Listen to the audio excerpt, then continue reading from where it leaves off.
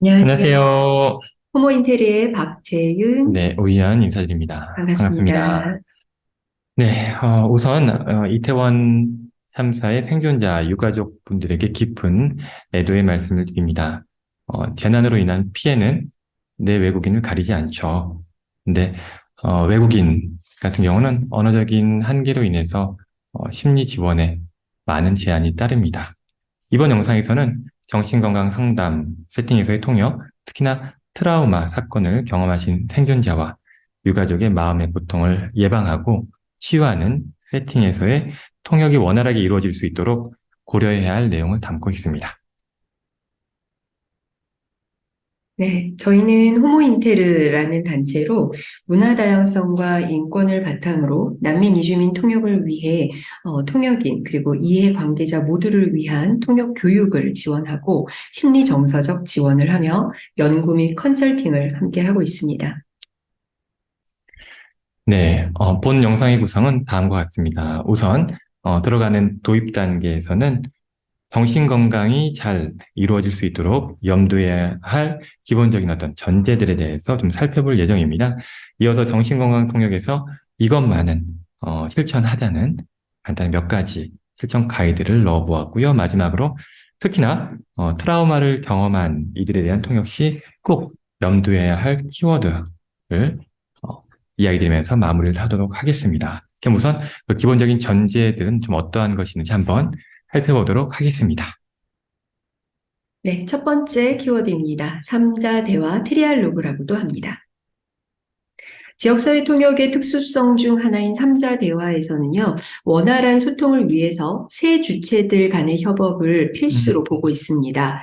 단지 통역 지원을 하는 통역인을 위한 것만이 아니라 통역이 동반된 상황에서 소통에 참여하는 아래의 세 주체, 즉 정신건강 전문가, 그리고 통역을 하는 통역인, 그리고 내담자 이 세 주체가 통역의 메커니즘, 통역의 소통 방식에 대해서 모두 알아차림이 필요하다고 이야기합니다. 아, 그러네요. 정말로 대화가 원활하게 이루어지기 위해서는 이 모든 주체들이 규칙을 알아야겠네요. 마치 저희가 이제 대화를 할 때 보통 다른 사람의 이야기를 끊지 않는다라는 규칙이 있듯이 이러한 규칙들에 대한 전반적인 이해가 필요할 테고 그러기에 저희 본 영상은 다만 통역인만을 위한 것이 아니라 그 사용자에 해당되는 정신건강 전문가 그리고 내담자 모두에게 필요한 것인 것 같습니다. 네, 맞습니다. 두 번째 키워드는 통역의 기본 윤리입니다. 정신건강 상담에서 통역인의 역할은 여느 통역과 같이 기본적으로 서로 다른 언어와 문화를 가지고 있는 사람들 간의 소통이죠. 이를 원활하게 하기 위해서 연결자 역할을 하는데요. 그러기 위해서 가장 지켜야 할 중요한 기본 윤리로 정확성, 중립성, 비밀 유지를 둘 수 있습니다. 정확성이야 사실 모든 통역의 기본이라고 할 수 있습니다. 네, 정확하고 투명하게 전달이 돼야 되겠고요. 어느 편에도 치우치지 않는 중립성 또한 매우 중요합니다. 특히 비밀 유지가 이곳에서는 굉장히 중요하다고 볼 수 있는데 추가 설명을 좀 부탁드리겠습니다.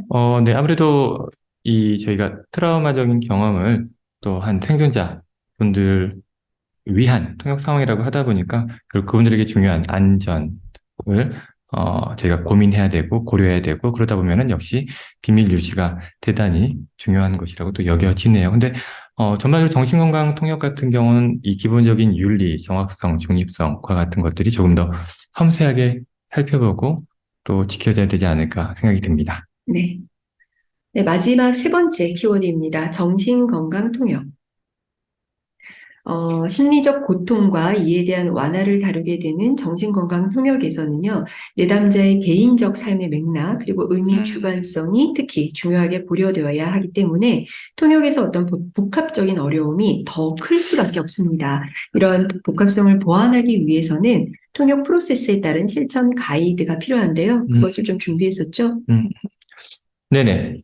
저희가 이제 그 이후에 이루어질 부분이 그런 가이드에 대한 내용이고요. 지금 들으면서 다시 한번 이 정신건강 통역이 얼마나 복합적이고 또 어려운가라는 생각을 좀 해보게 됩니다. 뭐 좀 떠오르는 것들은 뭐 정확성, 이제 저희가 또 중립성 부분도 언급했는데 언어적인 측면과 함께 전달되는 이제 말과 같이 전달되는 형태나 특징들을 조금 예로 들 수 있을 것 같은데요. 뭐 예를 들면 내담자 중에 말을 더듬는다거나 또는 반복적으로 또 말하는 단어나 문장들이 있을 수 있겠죠. 그리고 개인적인 메타포의 사용이라든가 또 자신을 3인칭 화자처럼 이야기하는 상황들이 있을 수 있어요. 근데 사실 통역에서는 1인칭으로 전달해야 되는데 이건 사실은 1인칭으로 전달하게 되면은 아마 중요한 내담자와 현재 상태에 대한 정보가 누락될 수 있기 때문에 이러한 지점들이 고려된 어떤 기본 윤리에 또 충실해야 되지 않을까라는 생각이 좀 드네요. 네, 특히 비언어적인 측면에서 감정이나 정서 역시 좀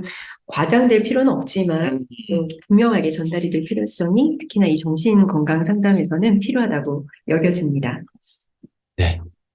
이러한 또 복합적인 어려움들이 또 있다 보니까 이를 보완하기 위해서는 정말 이 영역에 대한 이해, 정신건강 분야에 대한 이해가 장기적으로는 또 필요하지 않을까라는 생각이 드는데요. 네. 일단은 당장에는 저희가 또 현장에 투입되시는 분들을 위한 또 영상이긴 하니까 몇 가지 중요한 또 간단한 프로세스적 고려와 함께 실천 가이드에 대한 안내를 좀 드리도록 하겠습니다.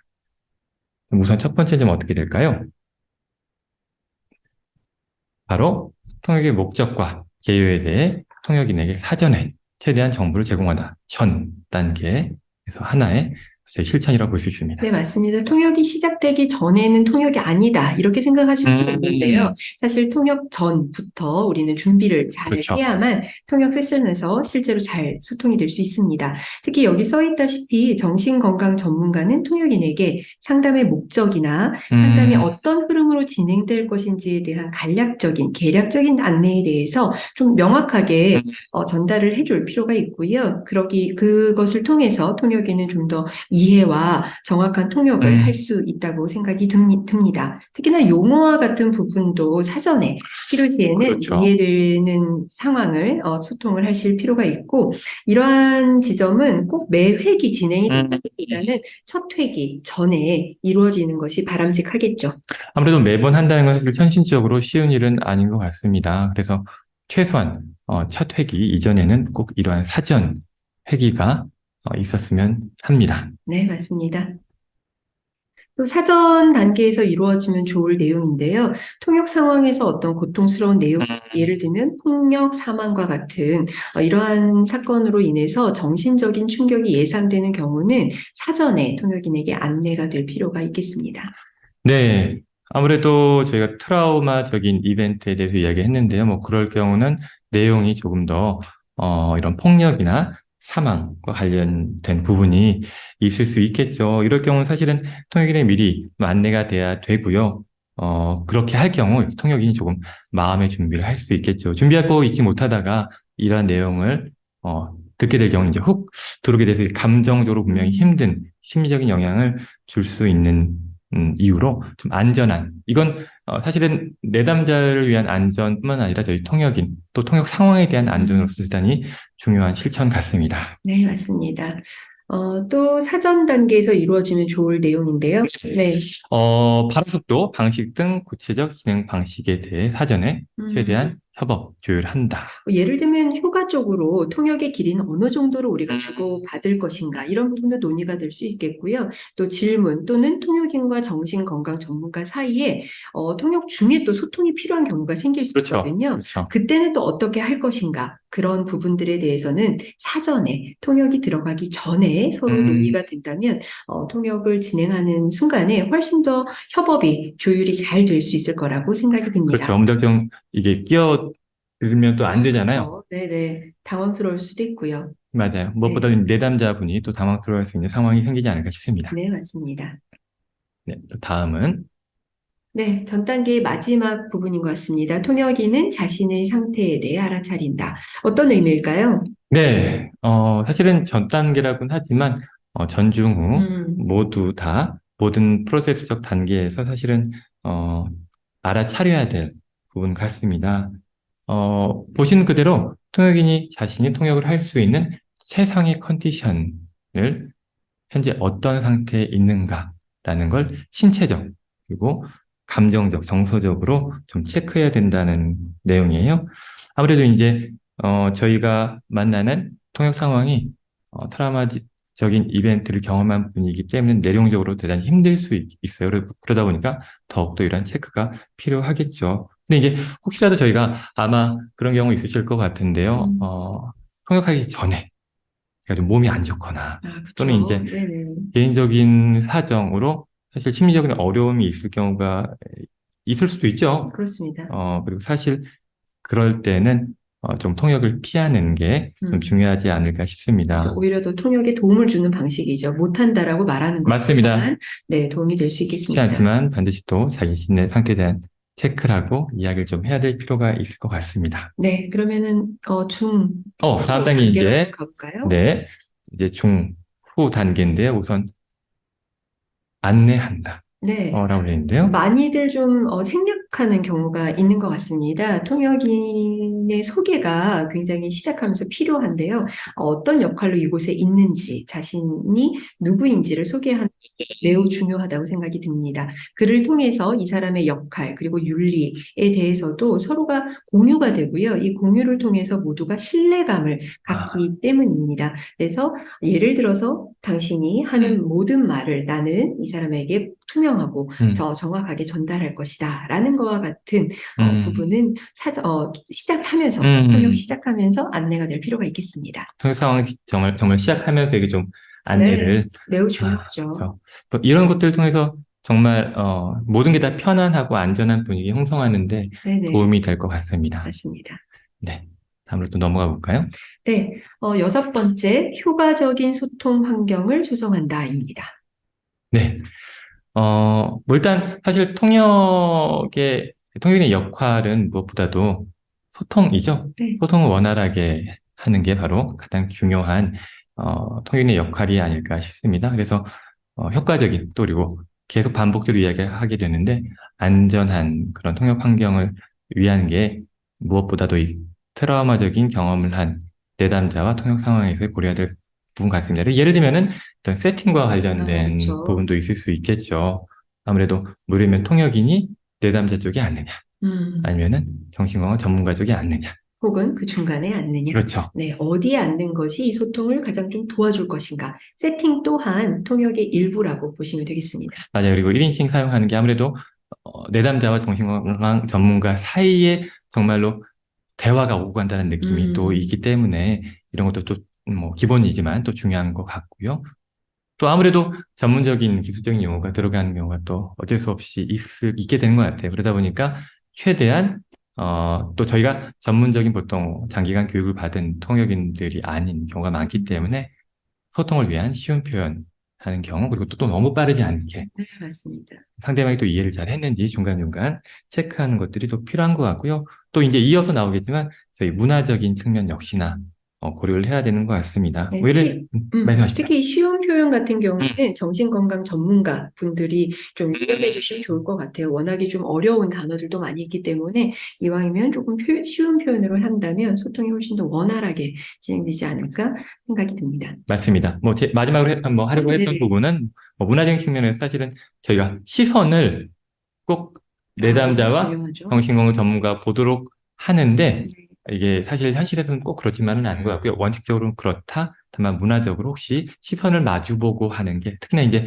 안전의 이슈가 있는 경우는 쉽지 않다라는 지점도 함께 고려하면 좋을 것 같습니다. 네, 그런 부분은 아까 사전에 안내됐던 음, 소개한다, 안내한다 파트에서 제가 통역을 해드리지만 음, 루는 우리 음, 정신건강 전문가님을 보고 내담자는 말씀을 해주시면 되겠습니다라는 부분도 사실 안내를 할 수도 있겠습니다. 맞습니다.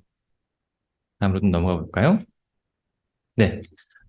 정확한 통역을 목표로 하지만, 저 정확성. 네. 그럼에도 언어 문화적 차이로 인해 어떠한 언어적 또는 비언어적 표현들은 다르게 이해되고 정확하게 옮겨지기 어려움을 이해한다. 네, 이 부분은 사실 앞서 이야기한 것처럼 저희가 문화적인 차이나 측면을 일상 고려해야 된다는 어떤 그런 저희 태도나 원칙적인 측면으로 또 늘상 염두에 두시면 좋을 것 같습니다. 네, 때로 한국어에는 없는 표현들이 또 외국어에 있기도 하고 그 뉘앙스를 잘 어, 살려서 전달하는 것이 더 정확한 표현이라고 생각이 들기 그렇죠, 때문에요. 그렇죠. 네, 경솔한 부분이 대단히 문화적인 네, 측면이 깊이 연관되어 있기 때문에 쉽지 않은 것 같습니다. 네, 맞습니다. 네, 마지막인 것 같습니다. 네, 여덟 번째 정리의 시간을 가진다. 보통 통역이 끝나면 모든 것이 끝났다라고 생각되실 수 있는데요. 사실 이 통역 후에 단계도 매우 중요하죠. 어떤 맞습니다. 것들이 뭐 필요하죠? 가장 커다란 것은 역시나 저희가 상담 상황에서의 내용이 어떠한 부분이었는지 혹시 놓치고 있는 부분 없는지 언어 문화적으로 그리고 아마 통역인도 뭔가 자신이 캐치한 부분이 있을 것 같아요. 그래서 이런 부분에 대한 뭐 Q&A라든가 확인하는 그런 과정이 일단 하나일 것 같고요. 두 번째는 앞서 이야기 드렸지만 끊임없이 저희 체크, 상태에 대한 체크를 해야겠죠. 이거는 일차적으로 통역인도 계속적으로 의식을 하고 있겠지만 저희 정신건강 전문가가 이 부분 사용자로서 상태에 대한 체크라든가 또는 당시의 통역 내용이 정서적으로 대단히 힘들 경우는 그 이후에 안내를 할 필요가 있습니다. 아마도 대리회사과 관련된 증상들에 대한 안내가 이루어지면 좋겠죠. 또 저희가 네, 이어서 다음 파트에 또 보도록 하겠습니다. 네, 내용이 담겨져 있습니다. 네, 바로 트라우마와 통역이고요. 네, 특히나 통역 상황에서 트라우마와 연결된 내용이 담긴다면 또 우리가 어떤 부분들을 좀 유념하면 좋을지 살펴보도록 하겠습니다. 사실 워낙 많은데 저희가 간단한 사실 영상이 모든 내용들 다 이야기하기보다는 투입하기 직전에 간단하게 보시 차원으로 만들었기 때문에 저희가 한 두 가지 정도 키워드로 살펴보려고 합니다. 그래서 우선은 안전한 통역 환경 네. 조성입니다. 이거는 이제 내담자를 중심으로 한 그러한 키워드인 것 같고요. 여기 인용문이 있는데 한번 네, 읽어주시겠어요? 읽어볼까요? 사람들이 대개 트라우마를 경험했을 때 특히 피해를 입은 경우 자신들의 힘과 통제력을 빼앗긴 것처럼 느끼게 됩니다. 통역사들은 한 사람이 그들의 통제감을 다시 확립하도록 돕는 중요한 부분이 될 수 있습니다. 자신의 힘에 대한 의식의 회복을 통해 트라우마의 영향을 완화할 수 있습니다. 네,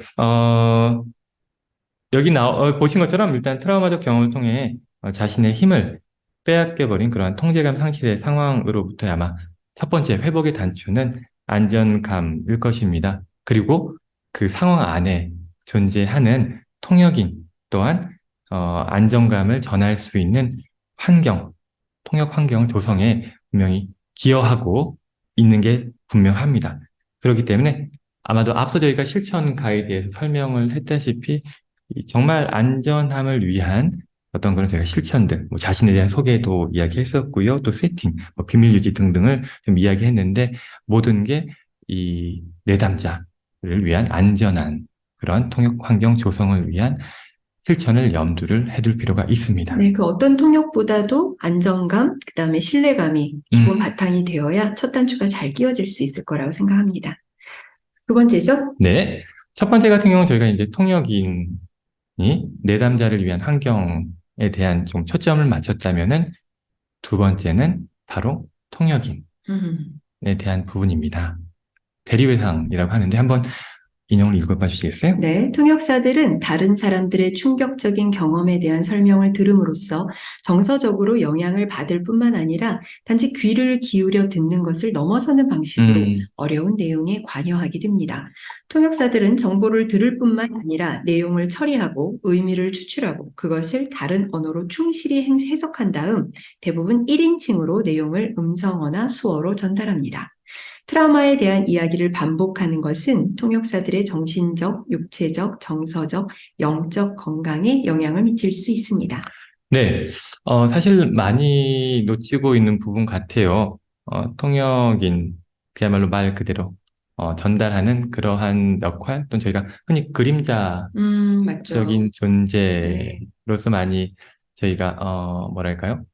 이야기를 하고 있죠. 그게 또 통역가의 미덕이라고 이야기되는데, 그림자일 수가 없습니다. 그렇죠. 존재하고 그 이야기를 보시는 것처럼 이야기를 반복하는 것, 그 이야기에 대한 내용을 일차적으로 전달받는 사람이 바로 통역이기 때문에 통역은 어쩔 수 없이 이러한 내용에 노출되고 또 영향을 받게 됩니다. 네, 그 안에서 끊임없이 오히려 아예 보이지 않는 그림자보다는 끊임없이 중립을 지키기 위해서 내가 중심을 잡기 위해서 노력하는 존재라고 보는 것이 더 정확하지 않을까라는 생각이 듭니다. 네, 그렇기 때문에 이러한 대리회상에 영향을 받을 수밖에 없고요. 그렇다면 어떻게 좀 할 수 있을까? 저는 간단한 저희가 세 번째, 다음 장으로 넘어가 보시면은 완화하는 방법에 대해서 조금 살펴보려고 하는데요. 제가 ABC 편의상 기억하기 좋게 이렇게 조금 설명을 해드렸습니다. 첫 네. 번째는 뭐죠? 한번 읽어보겠습니다. 네. 알아차리기입니다. 개인적 부족함 또는 약함에서 비롯되는 것이라기보다는 타인의 고통을 증언하는 와중에 발생하는 자연스러운 반응이다라는 걸 알 필요가 있겠습니다. 네. 그래서, 알아차리기.